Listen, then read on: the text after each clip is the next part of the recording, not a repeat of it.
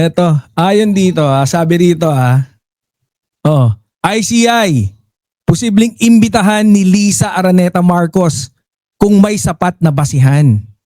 Ito may mga bopol na bawal pala yun dito. Anyways, sabi rito, posibleng imbitahan ng Independent Commission for Infrastructure or ICI si First Lady Araneta Marcos kung may sapat at matibay na dahilan.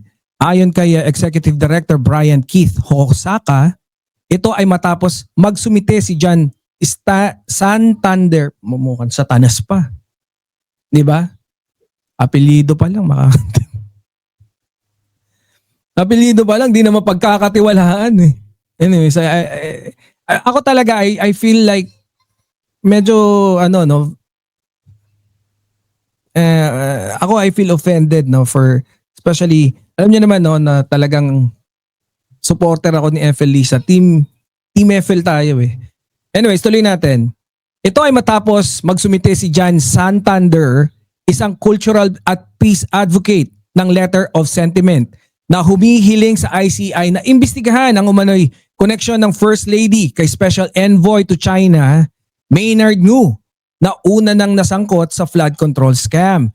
If there's any reliable and competent basis for the commission to invite any personality, as I said before, that would lead to finding the truth.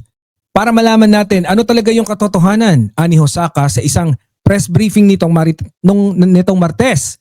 Dagdag pa niya, kailangan munang beripikahin ang impormasyon bago maglabas ng anumang imbitasyon. We have to validate this first. Iimbitahan naman yon upon their discretion, aniya. Nilinaw ng mga opisyal na maaga pa para sabihing iimbitahan si Marcos dahil hindi natatalakay ng komisyon ang nilalaman ng liham ni Santander. Nakasaad din na sa liham ang aligasyon na posibleng parehong nakinabang sina Marcos at Ngu sa isa't isa. Kalakip ng isang dokumento ang dalawang litrato nilang magkasama. Eto dito guys si Ngu, wait lang, tapusin natin. Ito yung pang pagtatapos. Si Ngu ay unang naiugnay bilang umano'y bagman na Senator Chis Escudero sa bagman. Hindi ako talaga, alam niyo naman, I'm a big fan, so I'll be very very biased dito, mamita,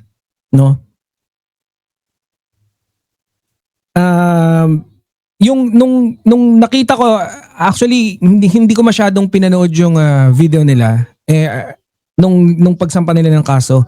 Mukhang maayos magsalita yung Santander, if I'll be very honest. Mukhang okay naman siya magsalita, pero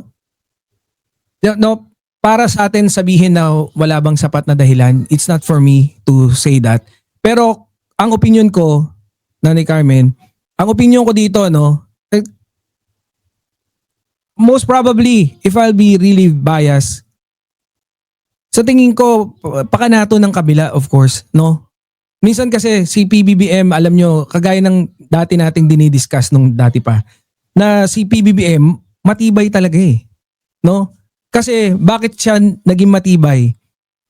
Yung pamilya pa lang nila, madami ng pinagdaanan na ganyan.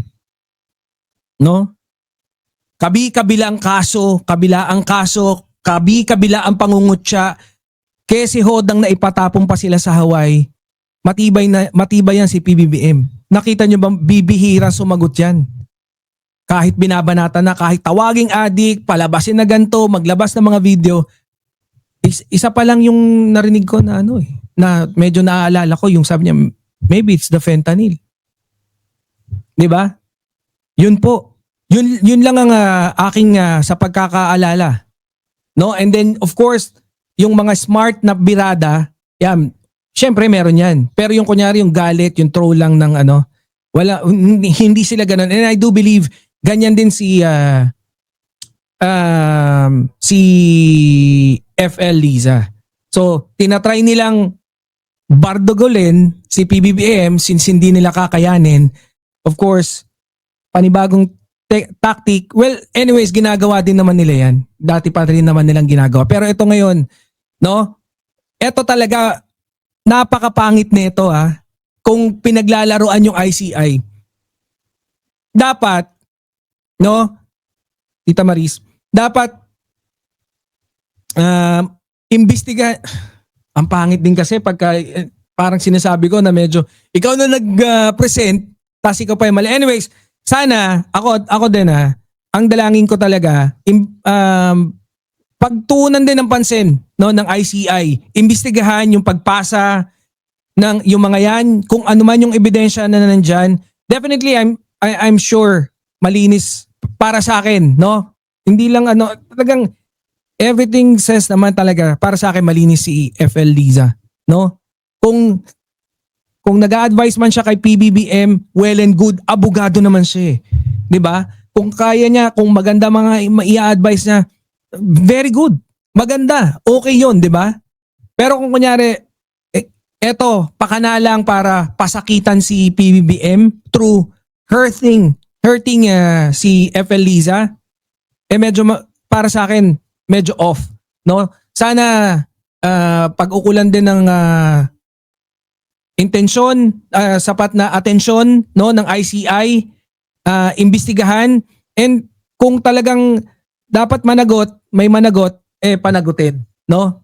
In fairness din dun sa nagsampa ng kaso, kung talagang inire-relate niya no dun sa sinasabi niya, and kung meron naman talaga siyang i-file, which I believe wala, no? Yan lang, that's the only way. It's the news, no?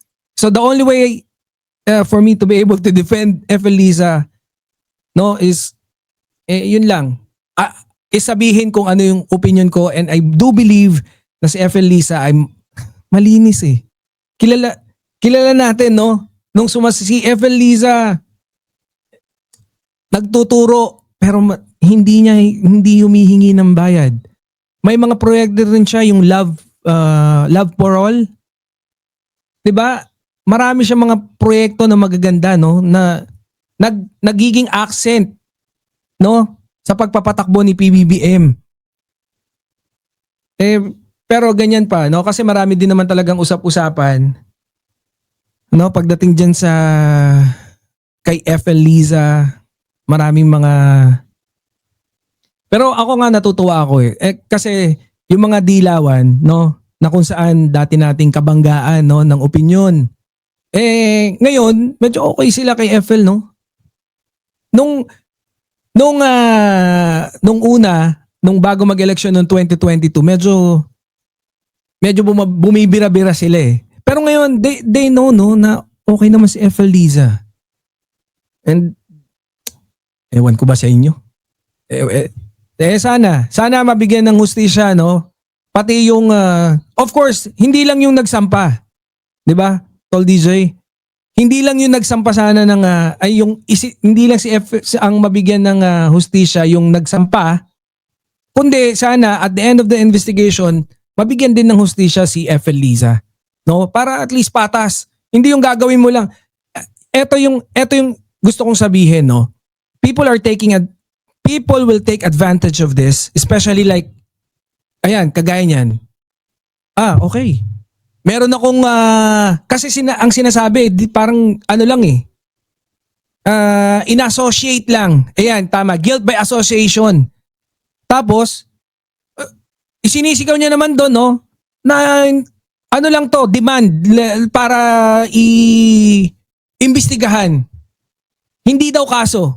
It's not a case, it's a demand. No? Kaya ako, no, ako yung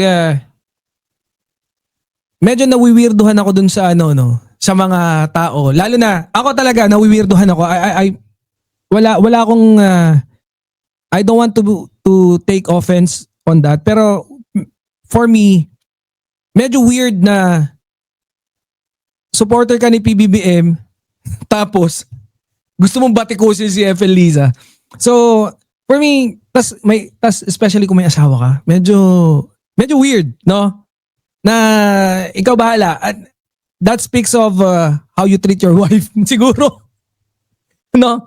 Hindi ko alam or how you manage your family. Pero anyways, that's not our topic. Gusto ko lang gusto ko rin talagang ipagtanggol si FL Lisa rito kasi medyo para sa akin this is a very sensitive topic kasi especially yung dun sa kabila nating channel, alam nyo naman no kung ano yung sentimento ko lalong-lalo na pagdating kay FL Liza.